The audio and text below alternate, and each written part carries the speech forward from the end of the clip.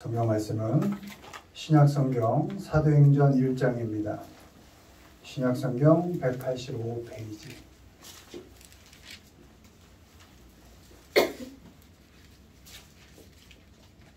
사도행전 1장 1절 2절 우리 한 목소리로 읽습니다. 데오빌로여, 내가 먼저 쓴 글에는 무릇 예수께서 행하시며 가르치시기를 시작하신부터 그가 택하신 사도들에게 성령으로 명하시고 승천하신 날까지의 일을 기록하였노라.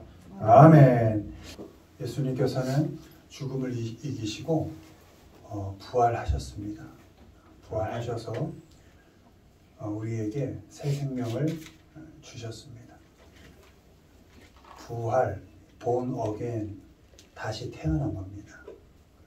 다시 태어났으니까 예전의 삶을 잊고 다시 생명을 받은 사람답게 이제 너희도 살아라, 이런 의미인 겁니다.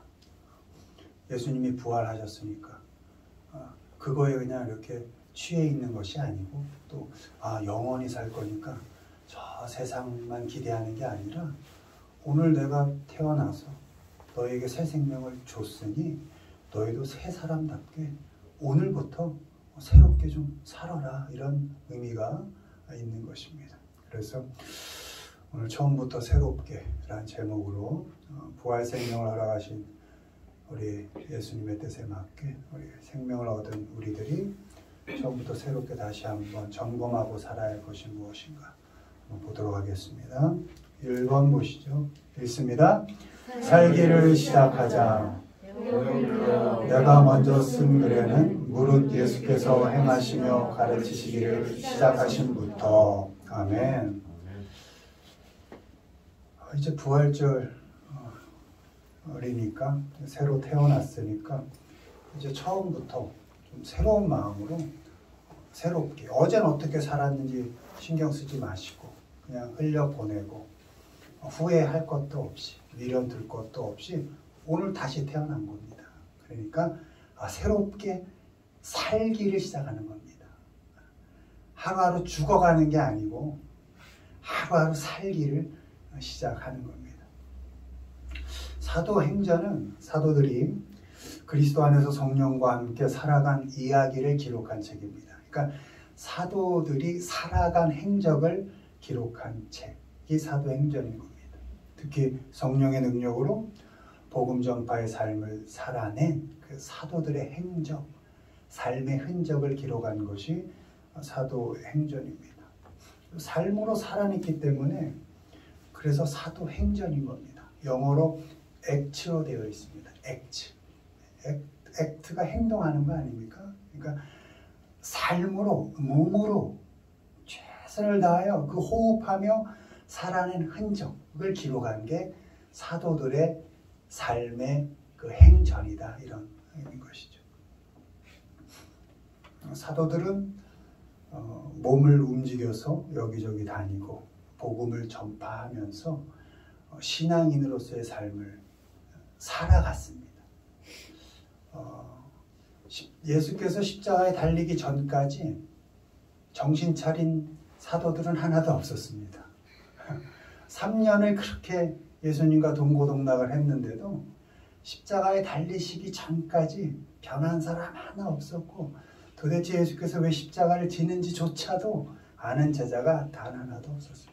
그러나 부활하신 예수 그리스도를 만난 후에 그들의 삶이 바뀐 것이죠. 완전히 새로운 삶을 시작하게 되었고 그 삶을, 그 살아간 흔적을 기록한 것이 사도행전인 겁니다. 예수님께서도 공생의 3년의 시간을 살기 전에 30년이라는 세월을 부모의 아들로 살았고 공생에는 한 3년 정도 사신 거잖아요.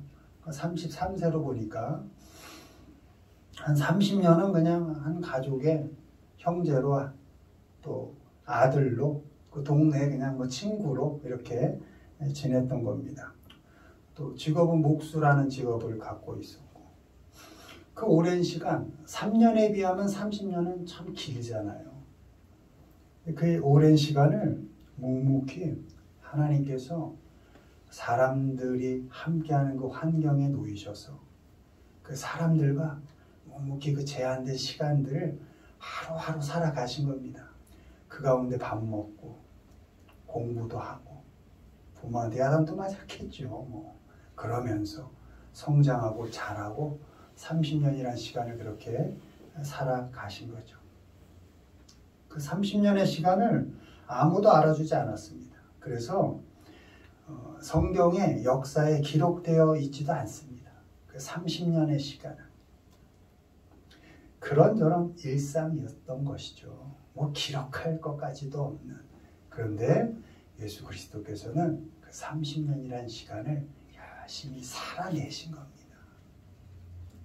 아유, 겨우 3년 살 거 내가 그냥 내가 신이다. 이제 내가 니들 구원할 거다 하고 한번 뚝딱하고 다시 올라가시면 될 걸. 왜 굳이 30년이라는 시간을 그 인간과 똑같이 그 참 험난하고 어렵고 참 그냥 숨쉬기 어려운 힘든 그 시간들을 견뎌 가신 걸까? 공생의 삶을 시작하실 때에도 예수 그리스도께서는 삶으로, 행동으로 그 공생애를 시작하셨고 또 오늘 기록된 것처럼 말씀으로, 삶으로 가르치셨다 이렇게 되어 있습니다. To do, to teach입니다. To do라는 건 뭐냐 하면 그렇게 행하셨다는 겁니다. 그리고 가르치셨다는 겁니다. 그럼으로써 공생애를 시작하셨다는 것이죠. 사는 것과 가르치는 건 떼어놓을 수 없고 분리될 수 없는 것이었습니다. 예수님은 삶으로 가르치셨고 삶을 통해서 사는 것을 배우게 하셨습니다.